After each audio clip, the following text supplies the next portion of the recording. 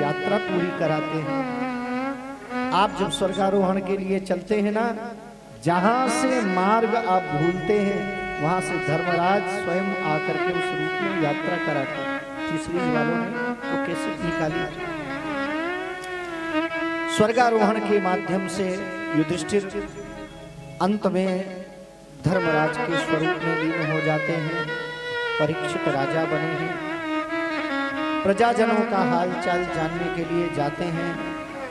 एक दिन इन्होंने देखा एक पैर से वृषभ खड़ा हुआ था। गैया मैया उसके पास में खड़े खड़े रो रही थी। एक दुष्ट पुरुष हाथ में दंड लेकर के बार बार वृषभ के ऊपर प्रहार कर रहा था। इन्होंने तलवार निकाल करके जैसे उसको मारना चाहा, वो शरण में आ गया है। वो कोई और नहीं, कलयुग था।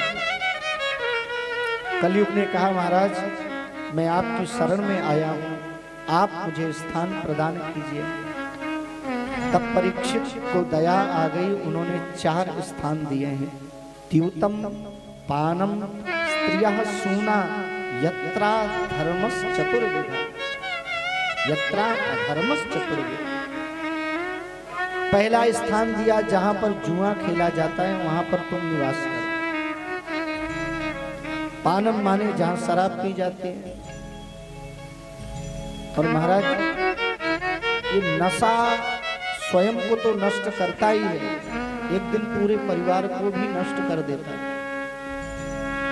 नशे से जरूर बचना चाहिए। जिनके घर में नशा आ जाता है ना, पूरा घर अशांत हो जाता है। नशा करती है ना सम जया, जीवन में आ गया तो समानता चली जाती है। सुबह से शाम तक पिए पड़े रहते हैं। बेटा बेटा नहीं दिखाई देता, बेटी बेटी नहीं दिखाई देती, पत्नी पत्नी दिखाई नहीं देती, और घर में सब दुखी दिखाई देते हैं। नशा से बचना चाहिए। और तीसरा स्थान दिया सूना, जहां पर जीवों की हत्या होती है। देखो सनातन धर्म में तो रंच मात्र भी स्थान नहीं है हिंसा का।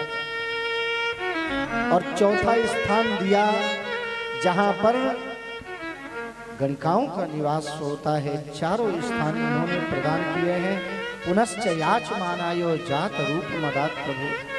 जब इन्होंने फिर याचना किया है तब उन्होंने स्वर्ण में निवास दे दिया। आप कहेंगे कि भगवान ने स्वयं कहा है 11 अध्याय में, धातु नाम अस्मि कांचनम, स्वर्ण तो मेरा ही स्वरूप है। तो यदि स्वर्ण भगवान का स्वरूप है तो फिर उसमें अधर्म का निवास कैसे, कलयुग का वास कैसे।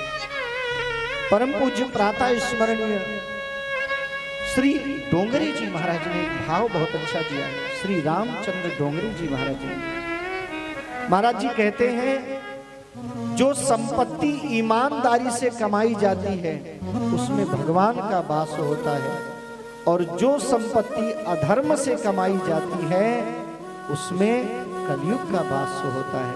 अब फैसला आपके हाथ में है।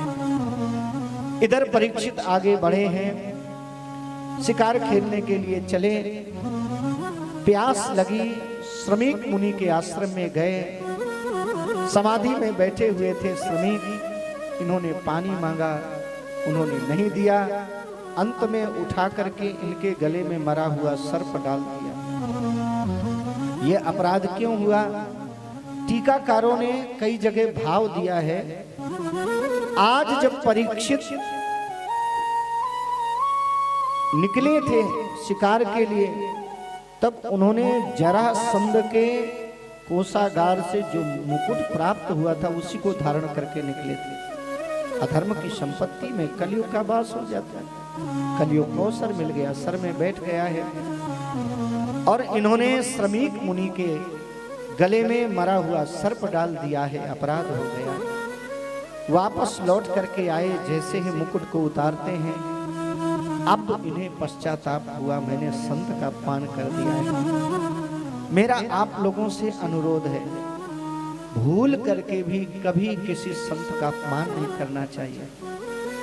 आपके दरवाजे पर यदि कोई याचक आए, दे ना सके तो कम से कम उसे सुनाइए तो मत। आप कुछ दे नहीं सकते तो आप उसका अपमान तो मत कीजिए। आपके घर में जो याचक आता है वो याचना के लिए नहीं आता, भिक्षाएं शिक्षाएं न तो भिक्षाएं, शिक्षा देने के लिए आता, भिक्षा लेने के लिए नहीं आता। और मालूम है वो क्यों आपके पास तक पहुंचता है? वो कहता है उस जन्म में मैंने भी नहीं दिया तो भ्रमण कर रहा हूं, और तूने यदि ये गलती कर दी तो तुझे भी इसी तरह भ्रमण करना पड़ेगा। इसलिए वो आपके पास शिक्षा देने के लिए आते हैं। तो किसी संत का अपमान नहीं करना चाहिए, किसी दरवाजे पर आए हुए याचक का अपमान नहीं करना चाहिए।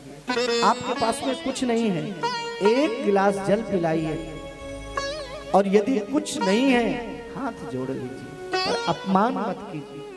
देने का पुण्य नहीं हुआ पर अपमान करने का पाप जरूर मिल जाता है।